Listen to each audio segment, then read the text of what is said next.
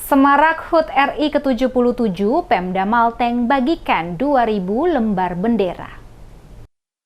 Menyambut HUT Kemerdekaan RI ke-77, pemerintah Kabupaten Maluku Tengah, Provinsi Maluku membagikan sebanyak 2.000 lembar bendera merah putih kepada warga di Kota Masohi. Distribusi ribuan bendera itu nantinya dilakukan oleh pihak kecamatan masing-masing kepada masyarakat. Pencanangan tersebut dilakukan oleh Sekretaris Kabupaten Maluku Tengah, Rakib Sahubawa, pada apel pagi Sabtu 13 Agustus di kantor Bupati Maluku Tengah, ditandai dengan penyerahan bendera kepada pimpinan Kecamatan Kota Masohi dan beberapa lurah.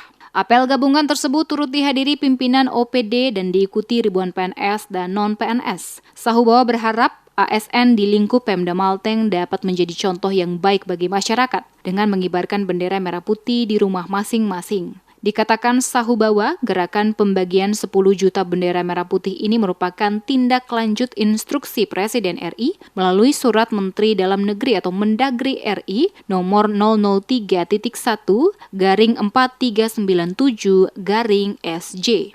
Kegiatan ini juga sebagai ajang sosialisasi kepada masyarakat untuk menumbuhkan rasa nasionalisme, patriotisme, dan cinta tanah air. Dikatakan pula bahwa kegiatan ini dilaksanakan dengan pemikiran bahwa bendera merah putih merupakan identitas, simbol, dan alat pemersatu bangsa di seluruh wilayah negara Kesatuan Republik Indonesia. Dijelaskan pembagian bendera ini juga akan ditindaklanjuti oleh OPD dan pimpinan kecamatan di seluruh wilayah Pemda Maluku Tengah. Hari ini kita akan serahkan bendera sebanyak 2.000 lebih di kantor bupati secara simbolis dan secara serentak akan dilaksanakan di seluruh kabupaten Maluku Tengah oleh seluruh kecamatan raja dan kepala pemerintah ini.